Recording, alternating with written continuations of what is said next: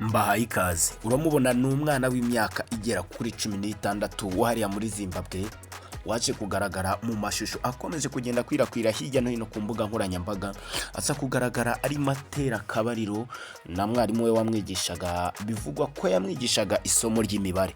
Uyu mwana rero nk'uko mubona yabaye ikimenywa na bose kuri ino si y'abazima, bitewe n'uburyo ababonye iyo video ngo agaragara muri icyo gikorwa cyo gutera Akabariro, ngo ubona ko afite imbaraga ndetse anabikora ku buryo butangaje, bya kwa kundi mwabonye imwe ya Baritazari arimo agenda akubita utuntu twinshi, akubita ibintu byinshi kabisa inyuma huriya mwarimu we wamwigishaga isomo ry'imibare, dore ko uriya mwarimu bivuga ko afite imyaka igera kuri 33, ariko uyu mwana akaba yaraje kwigaragaza muri cya gikorwa nk'umuntu mukuru cyangwa se kurusha n'abantu bamwe bakuru, kuko uburyo yagaragaye abikoramo ngo ntago busanzwe.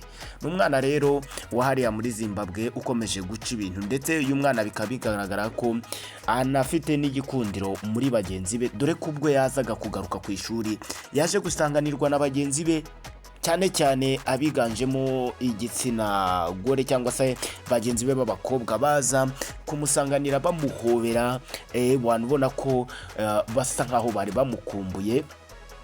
Gusa bikaba bivugwa ko uriya mwarimu waje kugaragara muri cya gikorwa cyo gutera Akabariro n'uriya mwana, uyu mwarimu yamaze gutabwa muri yombi, ndetse akaba yagejejwe imbere y'urukiko, aho yaje kubazwa ku bigendanye no kuba yaragaragaye aryamanye n'umwana ashinzwe kurera, cyangwa se umwana yari ashinzwe guha uburere.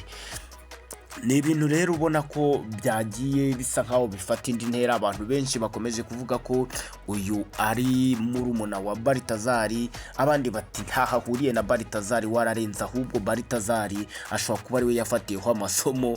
Urumva rero bakaba banavuga ko ngo uyu mwana ngo yaje kuvuga ko rwose ngo kuva ku myaka igera kuri 6 ngo igikorwa cyo gutera Akabariro yari akimenyereye, kandi ko ngo yari yaratangiye kumenya uko bigenda. Abantu benshi bakibaza bati se byakunda gute?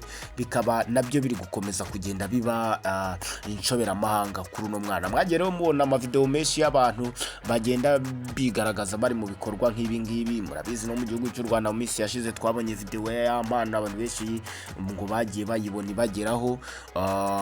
Twagiye tubona video za Baritazari, uriya Baritazari ngonga, ariko uyu mwana we ukaba rwose we ngo akaba we ngarenze kubabashije ngo kubona iyo video ye.